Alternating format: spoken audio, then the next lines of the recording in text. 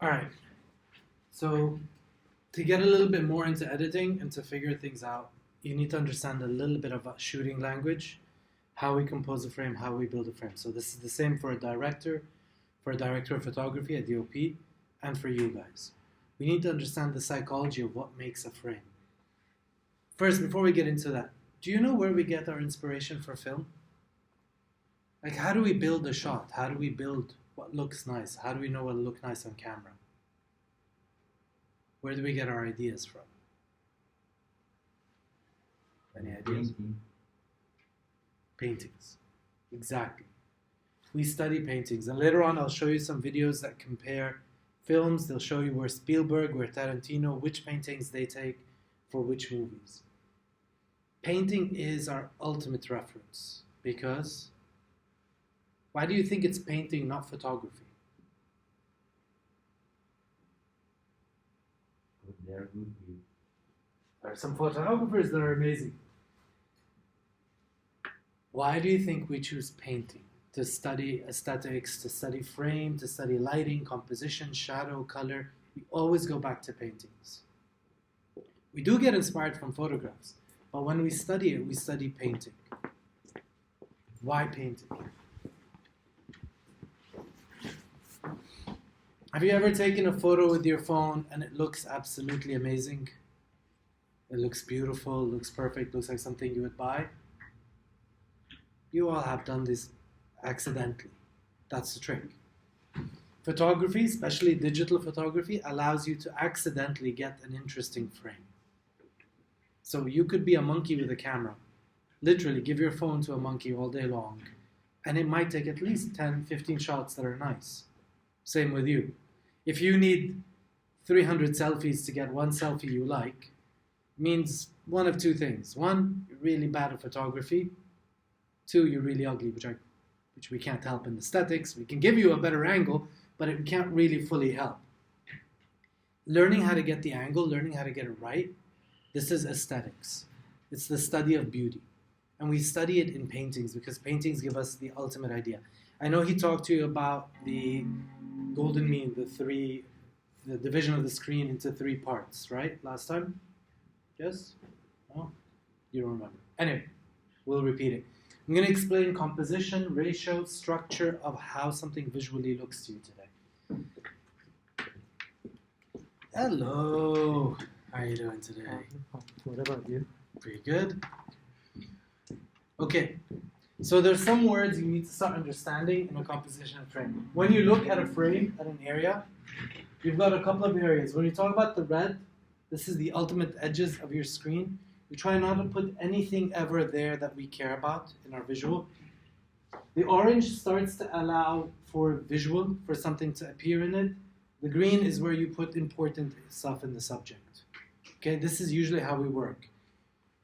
This space above the head is super important when you're editing, when you're doing photography. Again, I'm not going to keep repeating. Whether you're filming, directing, photographing, or editing, this is the visual language for all 3 structures. What's this space called? Any idea? Think logically. I don't know the English term. What's the Turkish term? Başboşluğu. Which means? Empty place on head.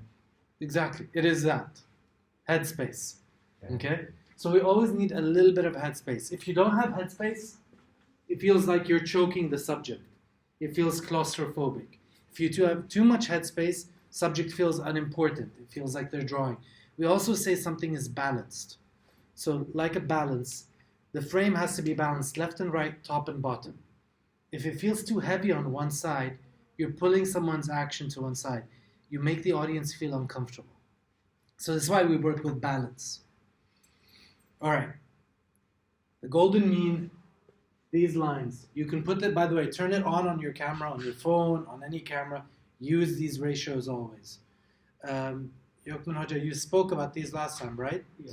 A little bit. We'll repeat it a little bit just because I'm pretty sure no one remembers anyway. That's why we repeat everything. The eyes at the top line give you power. And by the way, whenever we're speaking about subjects, humans, animals, anything, it's the eyes, always.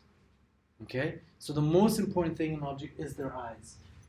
If it's this height, it gives you power, gives you domination. If it's under this line, it makes the subject weak. Notice when the picture is too high, not enough headspace, how it feels wrong. Center. So putting something in the center, we tend to do this always in our photography. You shoot your friends, you shoot yourself in the middle of the picture. Middle of the picture is great for when you're taking a photo, for Instagram, for things like this. For film, middle of the image is a very powerful place. We don't use it all the time. Because the middle of the picture is usually, what images do you see where somebody's face is right in the middle? Think of it. Picture over there with the classroom. Center face in the middle.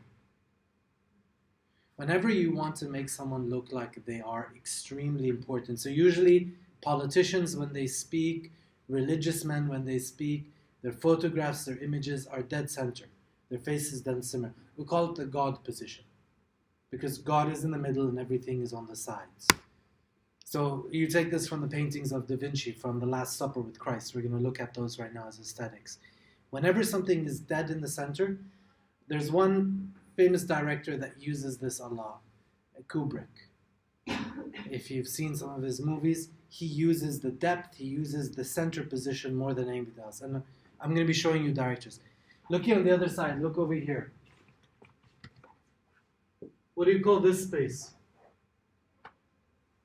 The top is head space. This is, even in Turkish. Obviously, you got it right in Turkish. If what above my head is my head space, the part in front of my face is my nose space. Literally. We try to name things in ways so that they make sense and visually understand. When your nose space is not enough, like for instance in this picture, and we call it something called an open or closed frame. You see, your eyes will always go wherever the eyes in the painting look, or the picture in the image.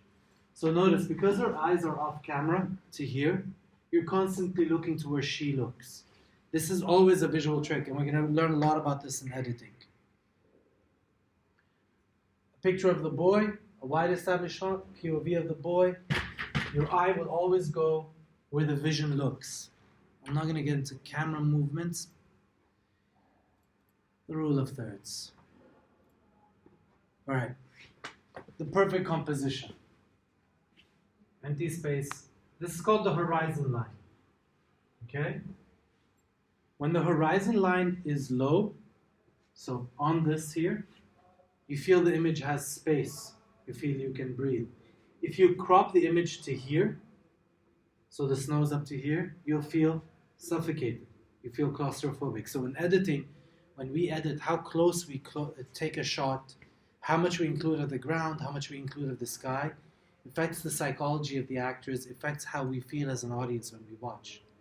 So you guys are learning every psychological trick for editing. Because the choices you make affect how we feel about the characters when we see them. Remember I was talking about closed space, empty space? This is a closed picture. Why? Why is this a closed image?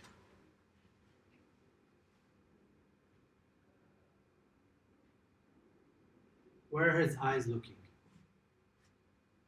To this side, to the end of the picture. The open space is all behind him. You don't feel like you connect psychologically with the character. You feel like he's turning your back on you. He's abandoning you. So psychologically, this image gives you a farewell scene, a scene right before somebody is going to go somewhere. This is where we would use it. You wouldn't use this image if the next shot is his face. Psychologically, you'll be annoyed because this was preparing you for a farewell. Notice, because the snow is high and there's barely any sky in the image, look at how you feel from this image to this image. Here, you feel a little bit claustrophobic. You feel like it's snowing all over. You feel like you're fed up with the snow. It's not something which is pleasant because the horizon is so high. When the horizon is the proper height here, This feels like an open space. Like you can look, like you can breathe. It feels welcoming. Also, of course, the colors change. Blue colors, so white, blue colors give a feeling of sadness, cold, loneliness. Reds, orange give a feeling of warmth, happiness, love. They did a study in Oxford University. They did a play on stage. One night, they kept the air conditioning exactly at the same degree, at 23 degrees, both nights. One night, they would do the whole play lit in midnight blue. Everything, all the decor, everything, all the lights were midnight blue. Everyone in the audience, 80%, complained to the administration that it was freezing in the room, that it was cold. The temperature was 23. It never changed. They would do one night in red, one night in blue, one night in deep dark red. The night in red, the audience would actually sweat. But the temperature is still 23 degrees. That's how much color affects us. You light up a room in deep red, people will actually feel warm, even if the temperature isn't. You light a room in deep blue, people feel cold. Do you know why the police siren is red and blue? Ever wondered why the police siren is red and blue and the ambulance is always only red? There's a psychology behind this. This started with the Gestalt theory for lighting and color therapy. Basically because blue is the lowest thing you can, the highest thing you can possibly see. The highest part of your brain can see this. Red is the lowest version of light that you can see. When you stroboscope red and blue, it causes your brain to freeze momentarily. So when you see the sirens for the police sirens coming at you with a loud noise going red, blue, your brain actually slows down. So it's meant so they could catch you easier. When the siren for the ambulance is only red behind you the whole time, it's designed that way to get your brain to actually function faster so you'd move out of the way. In Japan, they did, in the 1970s, they did an experiment with what we call stroboscopic lighting, lights that would change color really quickly. And they did this on public TV. They ran a commercial for about 2 minutes with this kind of lighting. They sent 200,000 people to the hospital with brain seizures from just changing lights. So you can imagine in editing how much control you have over color editing, over changing the colors at the end, what we call color correction. Even when you're making the shots or mastering the shots, choosing your colors changes all the psychology of the characters. Perfect ideas. She's strong, she's empowered, the empty space is closer to here. Notice she's not exactly in the middle of the picture, but the picture looks balanced. Why? Same with the butterfly over here. They're not in the middle. Why are they balanced? Does the picture feel heavy on one side? But if they're not in the middle, how do we do that?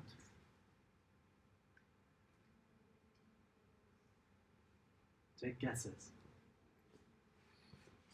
Why do you think it looks balanced?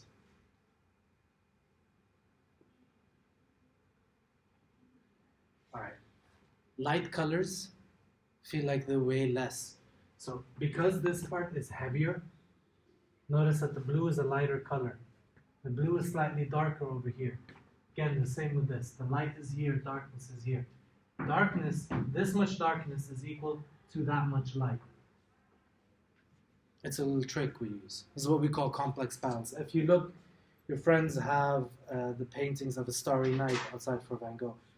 And if you notice the heavy columns on one side and the blue sky on the other, the image feels perfectly balanced because dark colors have a small corner, the light colors have a big side. So they balance each other out. Open frame. Again, anything that visually looks like it's looking to the side. Very welcoming, low horizon. So as a psychology, you feel like you want to go there. Again here, man on horseback charging towards this. Everything in this. So visually, if I'm watching this, what would be my next shot as an editor? What would I put after this? Tell me a story. What would you shoot right after that? What's the next scene you'd put? You have, by the way, you have a lot of options.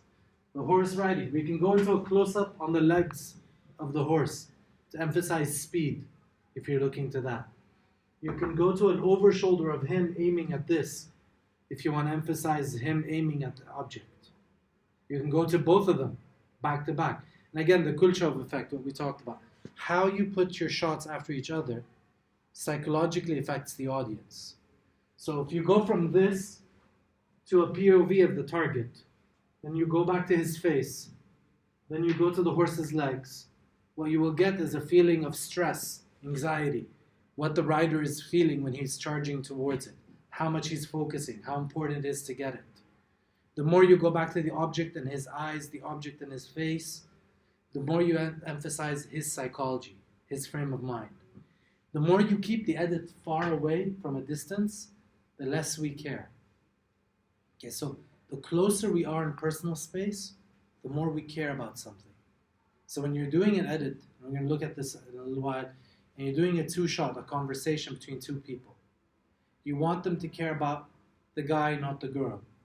The more close-ups you put in your edit of the male speaking, and the further away you are from the female, whoever you focus on closely is the one the audience will care about. Doesn't matter what the lines are. He could be saying the worst things in the world. As long as your edits are close up to him, the audience is going to connect with him, not with her. And this is the trick. Same shot. Do you notice the difference in psychology if you look at one B and the other B? The closer the B, the higher it is in the frame. Try to isolate this in your brain. The higher it is in the frame, the more powerful it is. The closer you connect to it.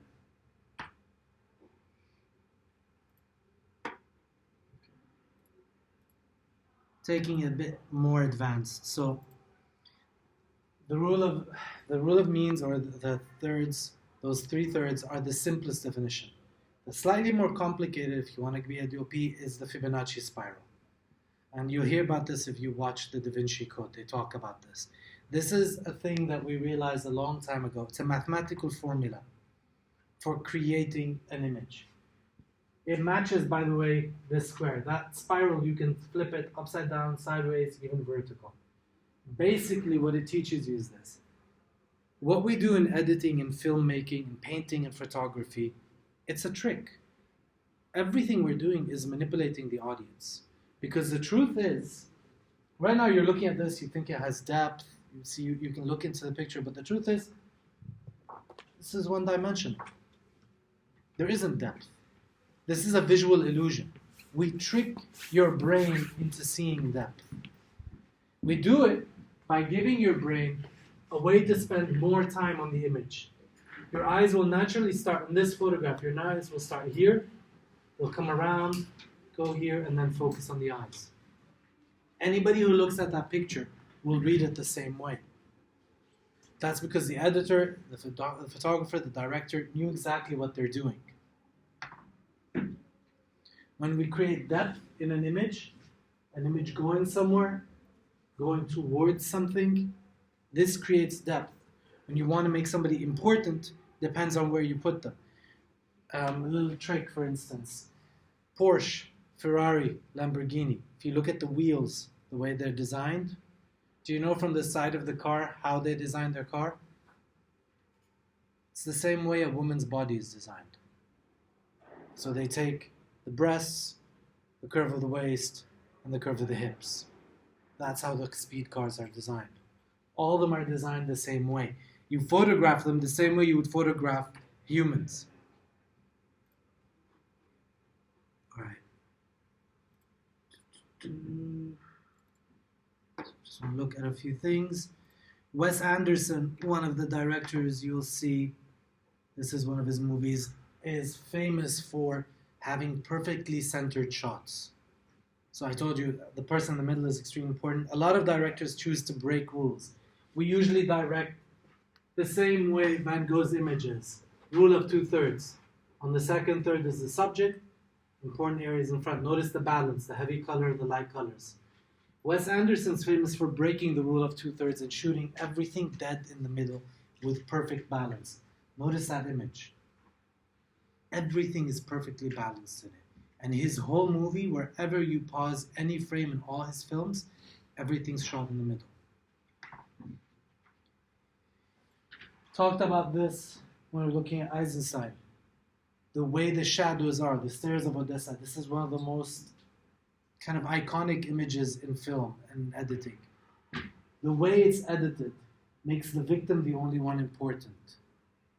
Because we never see the faces. We see them as shadows, no personality, no image. As long as we don't see the eyes, we don't connect emotionally. So you only see the eyes of the victims in this movie. You don't see the eyes of the aggressor. Therefore, it makes the enemy you're basically a way of dehumanizing them. Look at the news with what's happening in Russia and Ukraine right now. I don't care politics, I don't care what side you are. What I care about is understanding the editing of the way the news footage is covered. How is the news being covered in Russia? What's happening? What do you see all the time on the news? They show close-up of crying mothers and Yes, crying mothers, crying children. Buildings being bombed, the Kulchov effect. Link. Buildings being mobbed. When they show the Russian army, what do they show? They show close-ups of the soldiers, they always show you the same thing. Far establishing shots taken from a drone of the army moving from a distance.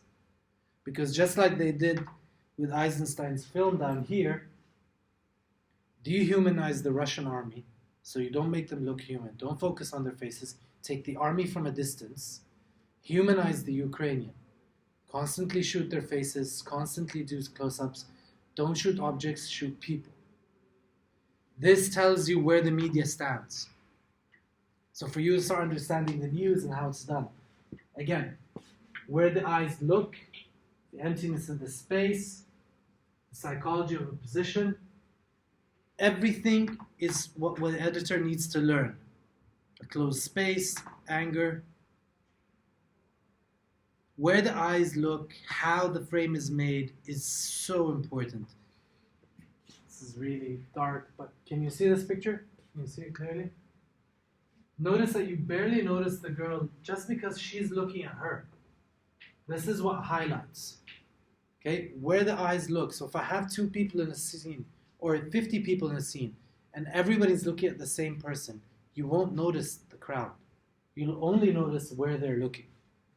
The ones on top are Kurosawa. If you don't know him as a director, definitely please look him up. So I want to show you just a little bit of this. The Last Supper, the most famous. This bigger.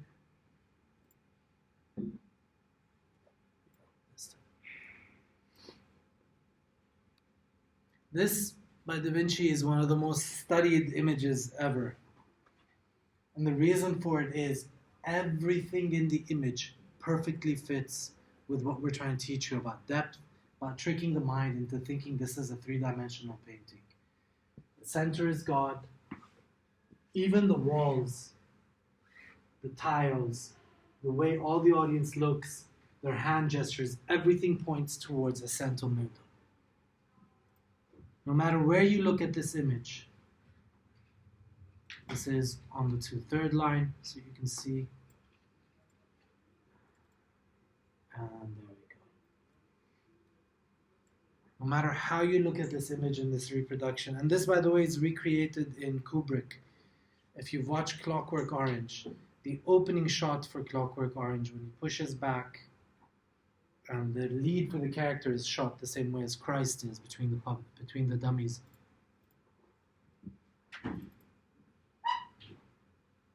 That's the actual layout. Notice how smart the visual direction for this. No matter where you looked at that painting, you're always going to go back to it. Because you have several things that you need to understand why in editing this is so important. We have what we call frame within a frame. So for instance, if I stand center of the light, I'm more important than if I stand to the side because I'm framed. You want to shoot a person in a room to make them look the most important. One of the most important places to get a shot, and you'll notice this in films sometimes, they shoot them as they walk in through the door. Because a frame around the frame highlights the person, makes them more important.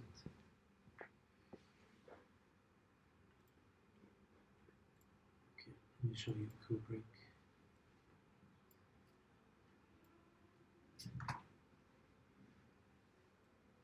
See the shot? See the depth that he works on. Same ideas. Steel Metal Jacket. That's the shot that I was telling you from Clockwork Orange. It's exactly the same shot. This is the painting of the Last Supper.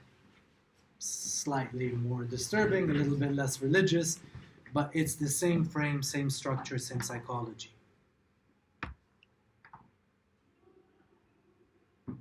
This is how you manipulate your audience.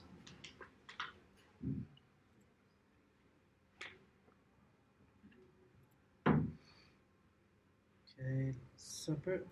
This is just for you to get an idea, a little bit about composition, framing. This is what I was trying to talk to you. Notice in an edit, notice in anything, because now we can do this on the editing software. You can actually do this in post-production. It would be easier to most likely shoot this in post than to shoot it in real. Why do you think, so if I was to shoot this, most likely, either you're going to, what's the difficulty in shooting this and in editing this? If you're taking this shot in a film, you want the boy climbing, you want to shoot him through the window. What's the hardest thing? The reflection? Well, there's no glass in the window, but yes, if there was glass, you're absolutely right, the reflection. What else? When you're taking a photograph inside the house and there's a window behind you. Lighting. Because lighting outside is so much brighter than lighting inside. So notice what the photographer actually did. You can see the artificial light projected on the walls. Because if he doesn't do that, this will either be too dark, or if he aims for outside, that will be overexposed. It will burn. So the trick is to do this. A big way we would do this in editing today is you would shoot this as one shot, then you would go outside from the same angle and shoot this. Then on editing, you would put two films. One for this frame, one for that. So you can control the other one much better. It's what we do when you watch the newscast. We call it chroma, green screen, when we change what's behind. So for a lot of these shots, it's easier. Notice how nice it is to get a shot, how much you feel there's depth. Remember, all this is a mental trick. There is no depth. This is a flat image. But your brain gets to see depth. You actually get to start. Your brain naturally looks here. So when you start as editors, you need to start paying attention to where does your eye start, where does it end.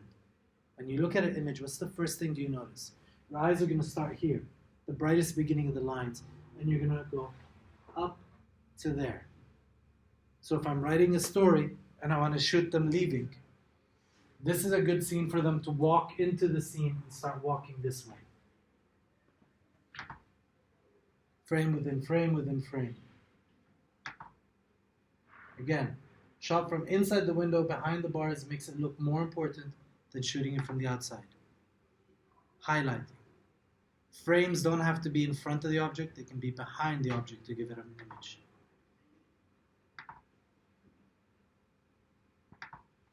So do you see the power you have when you're constructing an image? Okay. Are we getting it? You need to understand these shots, you need to understand the visual, you need to understand the composition of the frame. Because you as editors make a film. And if you know in this scene the importance is with the girl, not with the guy, you need to know how to pick your shots, how to sequence them with the words that they say. Sometimes we call this visual dissonance. Dissonance means when things don't match with each other.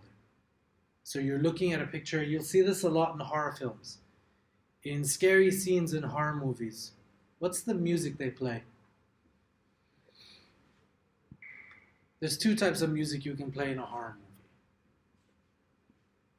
What's the usual music? Think of horror scenes. Assuming you've all watched horror movies. Yes? What's usually the sound effects?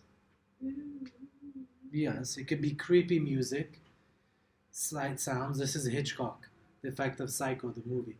He kind of created this kind of sharp, jarring sounds. Another version which is really scary and disturbing that we as editors can do.